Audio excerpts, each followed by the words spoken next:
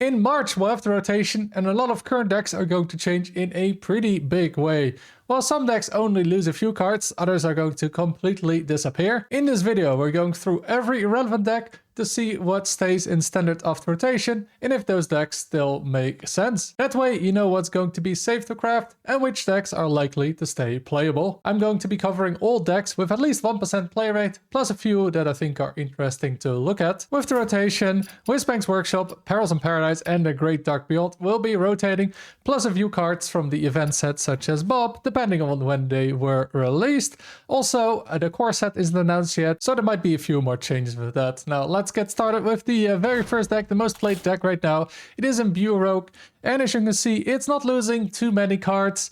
And yeah, the core is still playable, obviously, because all the Imbue cards are from the current Hearthstone here. However, yeah, it is losing some healing stuff, of course, with the Ziliax being gone. You're also gonna need a new 5-drop because the Eudora is gone. But overall, yeah, the core of this deck stays kind of the way it is, right? Imbue stuff is still there. It's maybe losing some card rolls with Dubious Purchase, but it's Rogue. It can always find some other way to draw. So overall, yeah, this deck looks like something that's likely to stay with the rotation. And also I have the Elise Rogue here, which is being played a bit less, but it's pretty similar to the Imbue Rogue.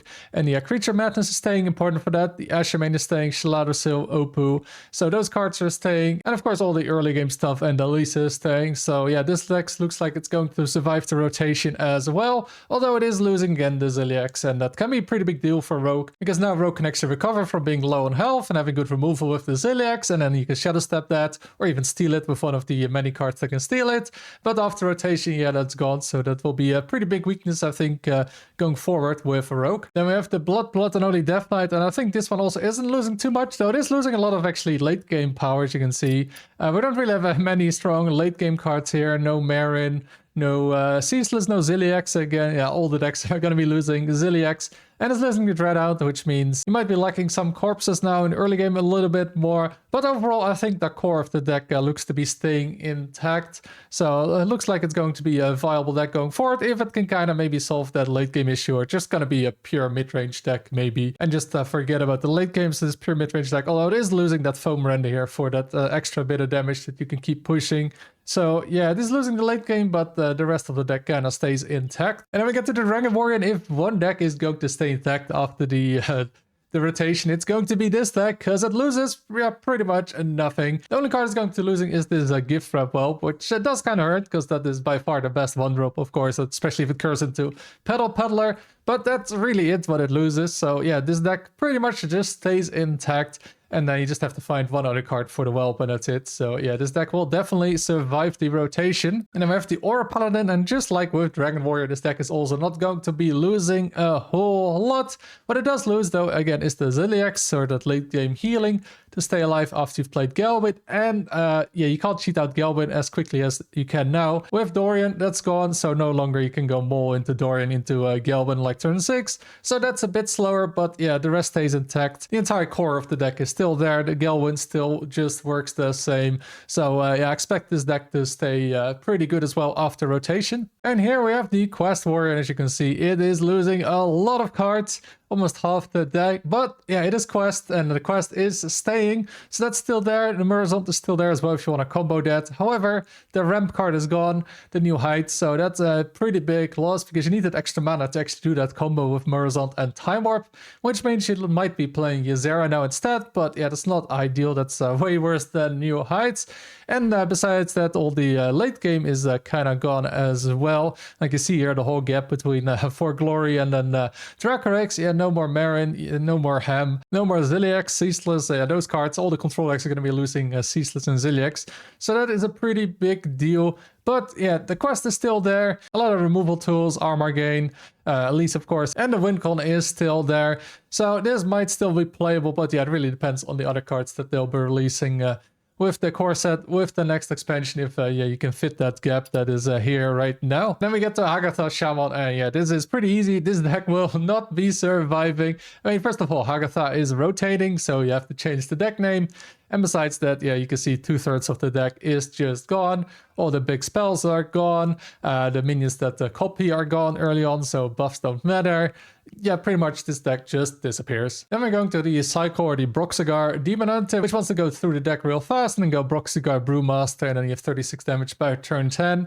And it isn't losing too many cards, but it is losing some really key cards. First of all, yeah, the Ceaseless is gone, as you can see, which is pretty important, because without it, it can actually be pretty difficult to get through taunts. Same with the red card that's gone. So you're really going to be struggling if people play any taunts, while that is just not an issue right now. Also, it's losing the Pirates, Patches, and the location, which means that the Remnant of Rage is just way harder to pull off, because without those minions, you're not playing that many minions, and it was really easy with those cards to, reduce this to 0 and draw fast, and that is a lot worse of it. So I am not sure this deck is going to survive, even though obviously Broxigar is staying. And the same is with this build. The newer build, I think, that's gaining popularity is playing the Cycle deck instead with a Blob of Tar and Ravenous Valenter, because yeah, this combo is insanely strong, and yeah, that combo will survive.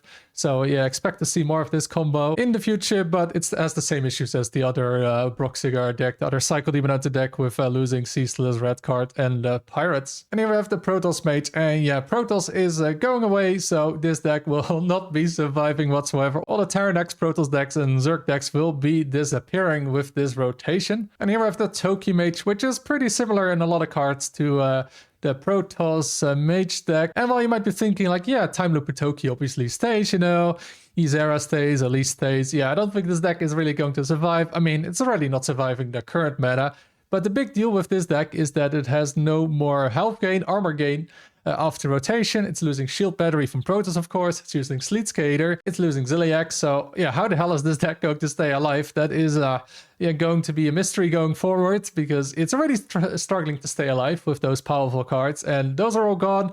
So I have no idea how this deck is going to stay alive after rotation. So I don't think it's going to be a deck unless something really big changes here. Then here we have the Herenn DK, and it looks like not too much is changing with this deck. But yeah, it is losing kind of the core card to the deck in the Awakener of Souls, the 10-drop, that you want with Herenn to resummon like the taunt. So this build is running Mark Forge Fiend. You just spam that over and over, and then get with Cultist Herenn, get more back, more armor. So you just kind of stay infinitely alive with this build. It's a little bit different from the Blood, and Holy. And yeah, any Herenn deck really that's running Awakener now is not really going to be viable unless there's some crazy Death Rattle coming back. Because, yeah, rezzing your Death Rattles with that Awakener of Souls was pretty core to this deck, even though most of the other cards are surviving. Yeah, the Herenn part I don't think is surviving, so I don't think we'll be seeing this deck anymore after rotation. And the Hunter deck we have here is the Discover Hunter. But yeah, it's losing the Discover card, so it's just going to be staying Hunter. Now I have no doubt that Sylvanas is going to see play after rotation, but it's going to be in a completely new deck, because all the Discover stuff is rotating, so Discover Hunter just has no way of staying alive. And here we have the Cliff Dive Demon Hunter, and while the big cards are staying with Inquisitor Briarspawn, the Blob Ravenous Valenter, of course, is staying. Yeah, it is losing that Cliff Dive, which means this deck just got a whole lot worse. I mean, no reason to play Briarspawn Drake without Cliff Dive. Inquisitor, might still be good enough. It's seen play before.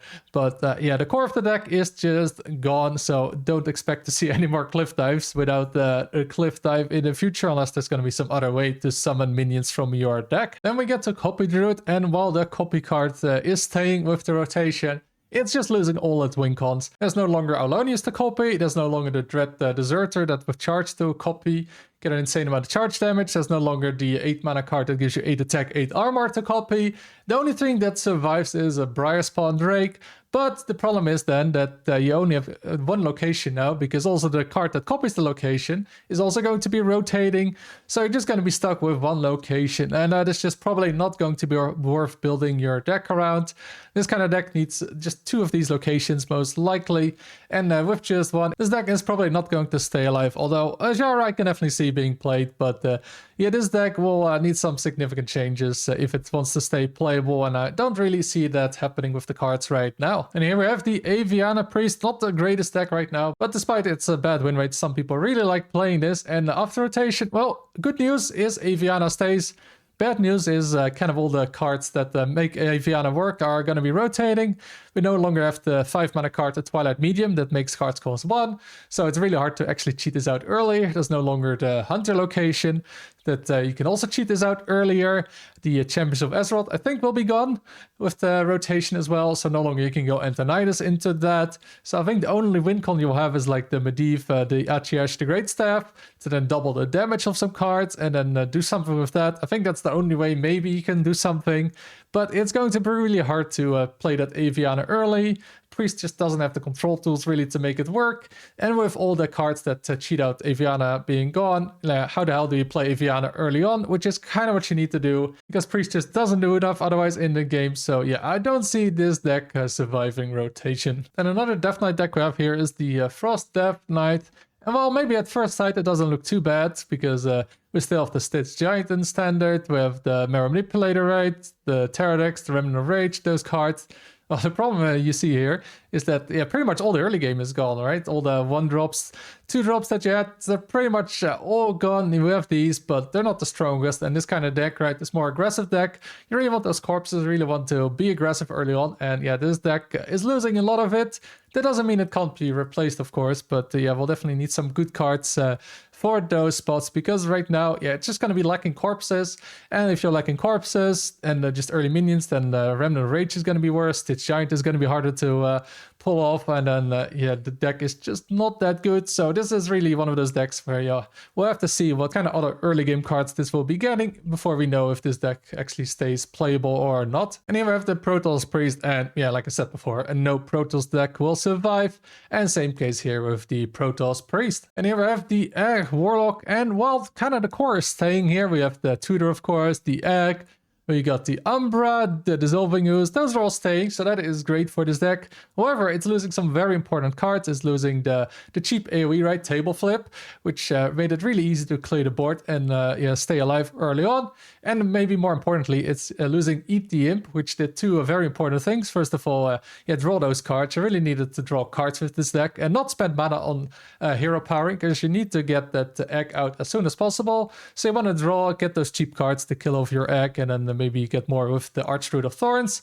So yeah, those cards are staying, but yeah, losing ETM is a pretty big deal, because it also made you get to the 2020 faster on top of drawing cards for really cheap.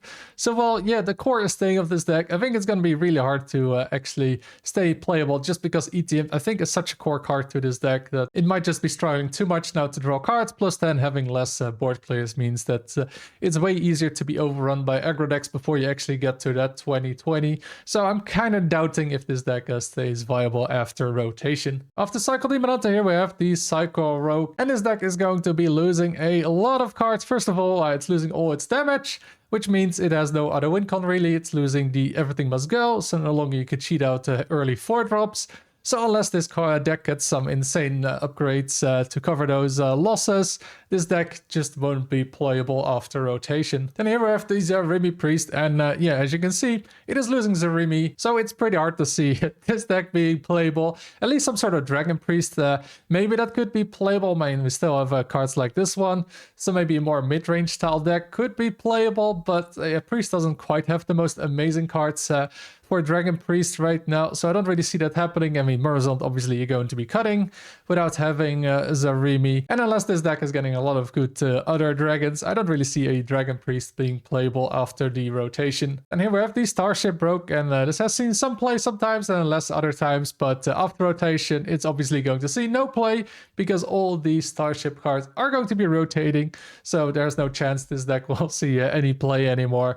And if you want to play these cards, then you probably be looking at that Elise Rogue from earlier and build something with that, because the Starship is done. And then the final deck I have here is the No Minion Demon Hunter, and this one is barely losing anything. The only card that's losing is a red card and location, but the rest of it, obviously all the spells that you're using right now, they are all staying, so that's amazing news for this deck, and it's likely to stay playable after rotation, maybe get some upgrades with new spells, maybe new core set cards, but right now, yeah, this deck looks to be pretty safe to craft if you look to be playing this deck in the future. I expect this deck to see more play than now, because yeah, it's hard to see this deck getting worse after rotation, while almost every deck you saw, right, loses a ton or loses quite a few significant cards. So that is everything that is going to be changing to the current meta decks. Let me know in the comments, are you sad to see some of these decks go, or would you rather just see a completely new meta, which is maybe what we'll be getting? If you enjoyed the video, make sure to like and subscribe. Thank you for watching, and until next time.